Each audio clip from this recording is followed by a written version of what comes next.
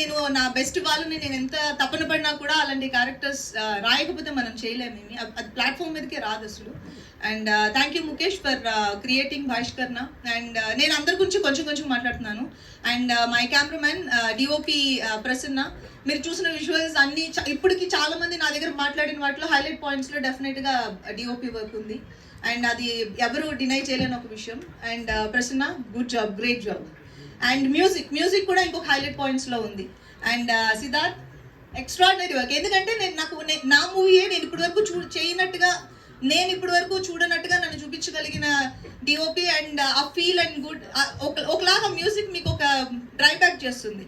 So అది ఒకలాంటి ఏమంటారు ఒక ఫీల్ క్రియేట్ చేస్తుంది మనకు. ఆ సీన్ చూస్తున్నప్పుడు అది ఇంకొక 50% లిప్ నిలబెడుతున్నట్టు. And thank you Siddharth. And my co stars Ravindra Vijay. నేను ఒక యాక్టర్గా ఇంకొక యాక్టర్ తోటి ఆ టఫ్ కాంపిటీషన్ ఇచ్చినప్పుడు నాకు ఒక కిక్ వస్తుంది అంటారు. అది నాకు ఈ మూవీలో నాకు రవీంద్ర విజయ్ గారితో యాక్ట్ చేసిన ప్రతి షాట్లోనే నాకు అది అనిపించింది. Thank you so much. And I'm glad I got to work with you. And thanks for Shivayya.